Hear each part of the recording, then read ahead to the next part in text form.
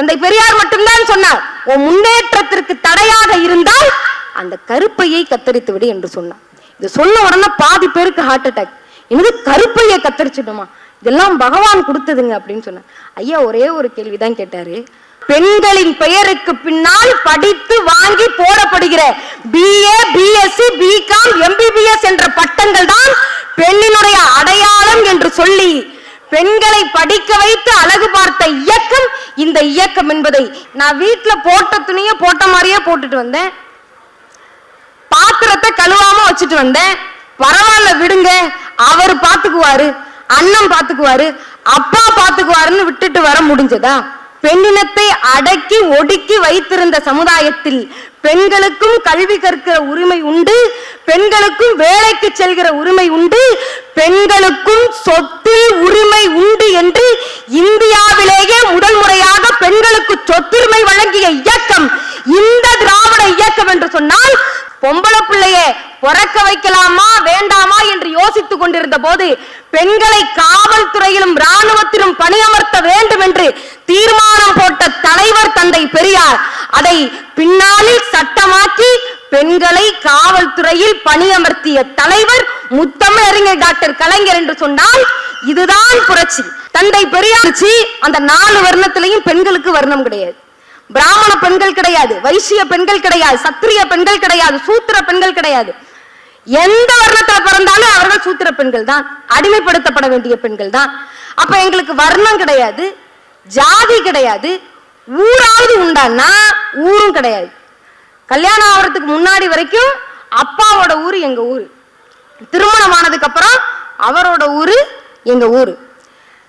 திருமணம் ஆகிறதுக்கு முன்னாடி வரைக்கும் அவரோட குலதெய்வம் தாங்க எங்களோட குலதெய்வம். திருமணமானதுக்கு அப்புறமா கணவருடைய குலதெய்வம் தான் எங்களுடைய குலதெய்வம். அப்ப எங்களுக்கு சொந்தமா ஊரு கிடையாது, தெரு கிடையாது, மதம் கிடையாது, ஜாதி கிடையாது, எதுவுமே கிடையாது. இப்படி பெண் இனத்திற்கென்று தனி அடையாளம் கொடுக்கப்படாத போது இந்த இயக்கம் தான் சொன்னது, எது தெரியுமா உங்களோட அடையாளம்? ஜாதி கிடையாது, மதம் கிடையாது, சாமி கிடையாது. எது உங்களுடைய அடையாளம் என்று சொன்னால் பெண்களின் பெயருக்கு பின்னால் படித்து வாங்கி போடப்படுகிற BA, BSc, BCom, MBBS என்ற பட்டங்கள் தான் பெண்ணினுடைய அடையாளம் என்று சொல்லி பெண்களை படிக்க வைத்து அழகு பார்த்த இயக்கம் இந்த இயக்கம் என்பதை இந்த மக்கள் மறந்துவிடக் கூடாது. நல்லா யோசிச்சு பாருங்க, முத்தமிழறிஞர் டாக்டர் கலைஞர் 8வது வரைக்கும் பெண்கள் படிச்சிருந்தா மூவலூர் ராமாமிர்தம் அம்மையார் அவர்களுடைய பெயர்ல நிதி உதவி வழங்குறார். அப்ப எல்லாரும் சொல்றாங்க எல்லா பெண்களுக்கும் கொடுங்க ஓட்டு அதிகமா வரும்னு சொன்னப்ப தலைவர் ஒரே ஒரு வார்த்தை தான் சொன்னார், இதை நான் வாக்கு அரசியலுக்காக செய்யவில்லை, பெண்களினுடைய படிப்புக்காக செய்கிறேன்.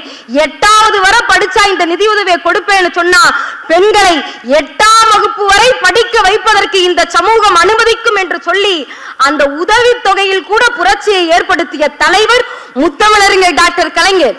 நல்லா யோசிச்சு பாருங்க, பெண்கள் கையில கல்வியை கொடுக்க கூடாது, அதிகாரத்திற்கு வரக்கூடாது, இன்னும் சொல்ல போனா பெண்களுக்கு நிர்வகிக்கிற திறமையே கிடையாதுன்னு சொன்னாங்க.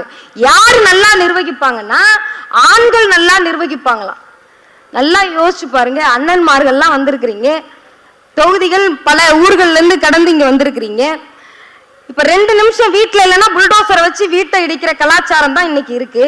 இப்ப புல்டோசரை வச்சு வீட்டை இடிக்கிற கலாச்சாரத்திலையும் வீட்டை சேஃபா விட்டுட்டு வந்திருக்கிறீங்கன்னா யாரை நம்பி விட்டுட்டு வந்திருக்கிறீங்க?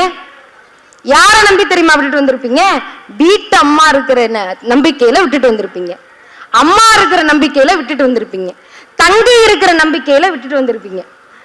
இதே அம்மாமார்கள்லாம் வந்திருக்கிறீங்க, உங்களை பார்த்து கேட்கிறேன், நான் வீட்டுல போட்ட துணியை போட்ட மாதிரியே போட்டுட்டு வந்தேன், பாத்திரத்தை கழுவாம வச்சுட்டு வந்தேன், பரவாயில்ல விடுங்க அவர் பாத்துக்குவாரு, அண்ணன் பாத்துக்குவாரு, அப்பா பாத்துக்குவாருன்னு விட்டுட்டு வர முடிஞ்சதா? ஏன் முடியாதுன்னு சொன்னா, விட்டுட்டு வந்தா திரும்பி போய் பார்க்கிறப்ப வீடு வீடு மாதிரியே இருக்காது.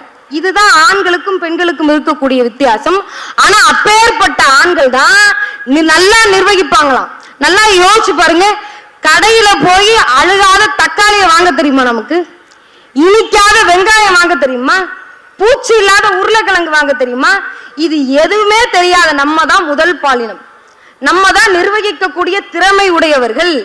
இப்படி பெண்ணினத்தை அடக்கி ஒடுக்கி வைத்திருந்த சமுதாயத்தில் பெண்களுக்கும் கல்வி கற்கிற உரிமை உண்டு, பெண்களுக்கும் வேலைக்கு செல்கிற உரிமை உண்டு, பெண்களுக்கும் சொத்தில் உரிமை உண்டு என்று இந்தியாவிலேயே முதல் முறையாக பெண்களுக்கு சொத்துரிமை வழங்கிய இயக்கம் இந்த திராவிட இயக்கம் என்று சொன்னால், தமிழ்நாட்டில் இருக்கக்கூடிய பெண்கள் அனைவரும் யாருக்கு நன்றி கடன் பட்டிருக்கிறார்களோ இல்லையோ, தந்தைக்கு நன்றி கடன் பட்டிருக்கிறார்களோ, தாய்க்கு நன்றி கடன் பட்டிருக்கிறார்களோ இல்லையோ, தந்தை பெரியாருக்கும் பேரறிஞர் அண்ணாவிற்கும் முத்தமிழறிஞர் டாக்டர் கலைஞருக்கும் முத்துவேல் கருணாநிதி ஸ்டாலினுக்கும் பெண்களாகிய அனைவரும் கடமைப்பட்டிருக்கிறார்கள் நன்றி கடன் செலுத்துவதற்கு என்று சொன்னால் நல்லா யோசிச்சு பாருங்க.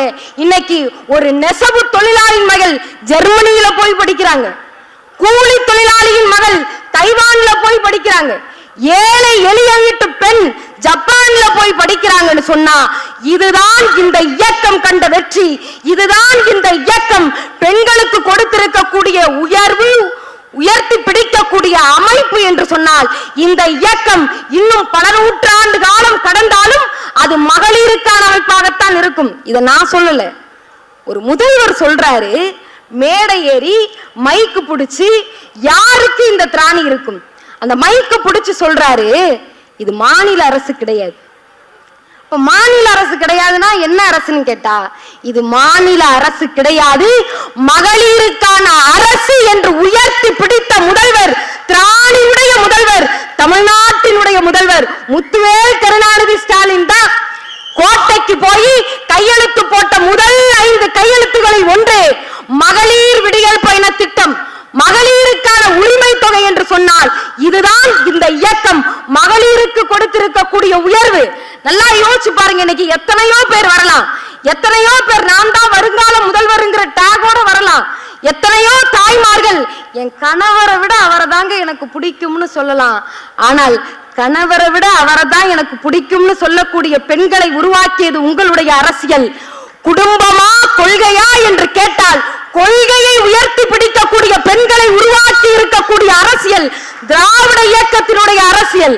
நல்லா யோசிச்சு பாருங்க, இந்த இயக்கம் எதை சாதித்திருக்கிறது என்று சொன்னால், அரசியல் படுத்தப்பட்டிருக்கிற பெண்களை சாதித்து வைத்திருக்கிறது, அரசியல் படுத்தப்பட்டிருக்கிற சிறுபான்மை மக்களை சாதித்திருக்கிறது. நல்லா யோசிச்சு பாருங்க நண்பர்களே. இன்னைக்கு வருங்கால முதலமைச்சர் டேகோட வர்றாங்களே, அவங்களுக்கெல்லாம் திராவிட இயக்கத்தினுடைய உழைப்பு தெரியாது, வியர்வை தெரியாது. அன்றைக்கு இந்தியை எதிர்த்து போர்படை தளபதியாக நெஞ்சுரத்தோடு ரோட்டில் இறங்கி போராடிய போது பேரறிஞர் அண்ணாவிற்கு தெரியாது பின்னாளில் இந்த மாநிலத்தினுடைய முதலமைச்சராக வருவேன் என்று. அன்றைக்கு 10 வயதில் தமிழ் கொடியை உயர்த்தி பிடித்துக் கொண்டு திருவாரூர் நகரிலே ஓடி வந்த இந்தி பெண்ணை கேள், நீ தேடி வந்த கோலையுற்ற நாடு இது வல்ல என்று சொன்ன போது முத்தமிழறிஞர் டாக்டர் கலைஞருக்கு தெரியாது பின்னாளில் இந்த மாநிலத்தினுடைய முதலமைச்சராக வருவேன் என்று.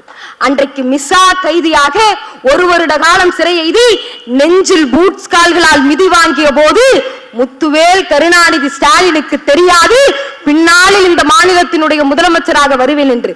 கோட்டை ஏறுவதற்கு முன்பே, கொடி பிடிப்பதற்கு முன்பே இந்த மக்களுக்காக ரத்தமும் சதையுமாக நின்ற தலைவர்களை பெற்றிருக்கக்கூடிய ஒரே இயக்கம் இந்த திராவிட முன்னேற்ற கழகம் தான் என்பதை இந்த மக்கள் மறந்துவிடக் கூடாது. இந்த நூற்றாண்டு மட்டுமல்ல, இன்னும் எத்தனை நூற்றாண்டு கடந்தாலும் இந்த இயக்கம் இருக்கும். இந்த இயக்கம் மகளிருக்கானதாக இருக்கும். இப்படி எல்லா துறையிலும், கல்வியாக இருந்தாலும் சொத்துரிமையாக இருந்தாலும் எல்லா துறையிலும் பெண்களை உயர்த்திய இந்த இயக்கம் ஒரு துறையில மட்டும் பெண்களை உள்ள கொண்டு போனா, இல்லைங்க பெண்கள் எல்லாம் இதுக்கு கொண்டு வரக்கூடாதுன்னு சொன்னாங்க. என்னன்னு கேட்டா, இந்த விளையாட்டு துறைக்குள்ள பெண்கள் வந்துடக்கூடாது. ஏன் வந்துடக்கூடாது? படாத இடத்துல பட்டுருங்க. ஆண்களுக்கெல்லாம் படக்கூடிய இடத்துல தான் படுமா கேட்கிறோம், ஆண்களுக்கு படக்கூடிய இடத்துல தான் படுமா? இந்த விளையாட்டு வீரர்களாக பெண்கள் வந்துவிடக் கூடாது என்று சொன்ன இந்த சமுதாயத்தில் பெண்களை ஆசியன் தேர்வு விளையாட்டுகளுக்கு அனுப்பிய மாநிலம் இந்த தமிழ்நாடு. அப்படி ஆசிய கோப்பைக்கு போன ஒரு பெண்ணிற்கு ஆய்வு நடத்தி, இவங்களுக்கு பெண் தன்மையை விட ஆண் தன்மை அதிகமாக இருக்குங்க, அதனால கொடுத்த பதக்கத்தையே நாங்க திரும்பி வாங்கிக்கிறோம் அப்படின்னு சொல்றாங்க. இங்க தமிழ்நாட்டுல அவங்களுக்கு 10 லட்சம் ரூபாய் அறிவிச்சிட்டாரு ஐயா. உடனே கேக்குறாங்க, பதக்கத்தை திரும்பி வாங்கிட்டாங்க, நீங்க 10 லட்சம் ரூபாயை திரும்பி வாங்குவீங்களான்னு கேட்டப்ப தலைவர் சொன்னார், ஒரே ஒரு வார்த்தை தான் சொன்னார், என்னவா இருந்தா என்ன, ஓடியது அந்த கால்கள் தானே என்று சொன்னார். ஒரு எளிய மக்களின் மீது அந்த மனிதருக்கு எப்பேற்பட்ட காதல் இருந்திருந்தால் இப்படிப்பட்ட வார்த்தையை உதிர்த்திருக்க முடியும். நல்லா யோசிச்சு பாருங்க. இதுதான் ஒவ்வொரு தனி மனிதனின் மீதும் தனி பெண் இனத்தின் மீதும் முத்தமிழறிஞர் டாக்டர் கலைஞருக்கு இருந்த அன்பு, காதல். நல்லா யோசிச்சு பாருங்க. இந்த நாடு, இந்த சமூகம் தொடக்கத்தில் இருந்தே பெண்களோட கடமை என்னங்க, கல்யாணம் பண்ணி 2 குழந்தை பெத்து போடுறதுதான் சொன்னுச்சு. ஐயா சொன்னாரு, தந்தை பெரியார் மட்டும்தான் சொன்னார், உன் முன்னேற்றத்திற்கு தடையாக இருந்தால் அந்த கருப்பையை கத்தரித்து விடு என்று சொன்னார். இது சொன்ன உடனே பாதி பேருக்கு ஹார்ட் அட்டாக். என்னது கருப்பையை கத்தரிச்சிடுமா, இதெல்லாம் பகவான் கொடுத்ததுங்க அப்படின்னு சொன்னார். ஐயா ஒரே ஒரு கேள்விதான் கேட்டாரு, பகவான் கொடுத்தா 10 பசுமாட்டை கொடுத்து மேய்ச்சிக்கேன்னு சொல்லணும், 4 ஆட்டுக்குட்டியை கொடுத்து மேய்ச்சிக்கேன்னு சொல்லணும். எதையும் கொடுக்காம பிள்ளை குட்டிகளை கொடுத்து அதையும் பெண்ணினத்திற்கே கொடுத்து பெண்களை காலம் முழுவதும் சமையலறையிலும் வீட்டிலேயே பூட்டி வைப்பதை விட ஒரு கொடுமை இந்த நாட்டிற்கு உண்டா என்று தந்தை பெரியார் கேட்டார். பின்னாளில் ஆட்சி அமைத்த முத்தமிழறிஞர் டாக்டர் கலைஞர், பெண்கள் பிள்ளை பெறுவதற்கான மட்டும் கருவி மட்டும் கிடையாது, பெண்கள் இந்த நாட்டை உயர்த்தி பிடிக்கக்கூடிய புரட்சி விதைகள் என்று இந்த சமுதாயத்தில் நிலைநிறுத்திய தலைவர் முத்தமிழறிஞர் டாக்டர் கலைஞர். அந்த கலைஞர் கண்ட இயக்கம், தந்தை பெரியார் கண்ட இயக்கம் இன்றைக்கு முத்துவேல் கருணாநிதி ஸ்டாலின் அவர்களால் ஆளப்படுகிற இந்த இயக்கம் என்றைக்கும் சிறுபான்மை மக்களுக்கானதாக இருக்கும், என்றைக்கும் பெண்ணினத்திற்கானதாக இருக்கும், என்றைக்கும் இளைஞர்களுக்கானதாக இருக்கும் என்று சொல்லி வாய்ப்புக்கு நன்றி பாராட்டி விடைபெறுகிறேன். மானமும் அறிவும் மனிதனுக்கு அழகு, தன்மானத்தோடு வாழ தமிழனே பழகு. நன்றி.